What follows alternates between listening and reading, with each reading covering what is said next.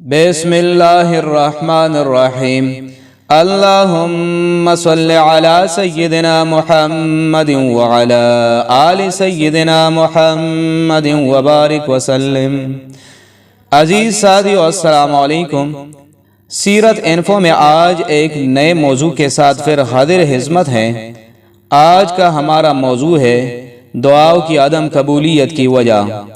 بہت سے ایسے افعال ہیں جن کی بنا پر بندے کی دعا بارگاہ الہی میں قبولیت کی سند حاصل نہیں کرتی۔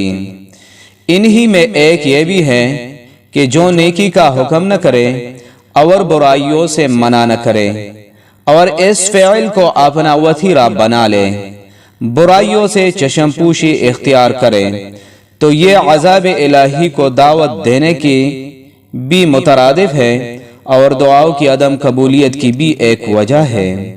حضرت حذیفہ رضی اللہ تعالیٰ عنہ سے روایت ہے کہ نبی کریم صلی اللہ علیہ وآلہ وسلم نے فرمایا، قسم اس ذات کی جس کے قبضے میں میری جان ہے، تم ضرور نیک کاموں کا حکم کرنا اور برے کاموں سے منع کرتے رہنا، ورنہ قریب ہے کہ اللہ تعالیٰ تم پر اپنے پاس سے عذاب بھیج دے گا، پھر تم اس سے دعا کرو گے تو تمہاری دعا قبول نہ کی جائے گی۔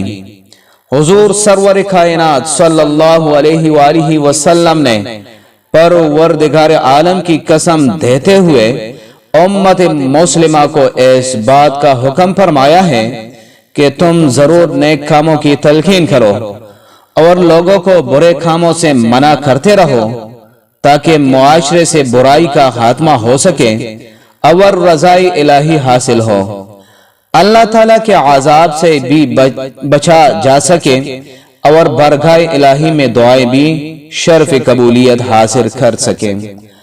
عزیز ساتھیو، سیرت انفو میں آج کا ہمارا موضوع اختتام کو پہنچا۔ اگلی ویڈیو میں ایک نئے موضوع کے ساتھ پھر حاضر ہوں گے۔ والسلام۔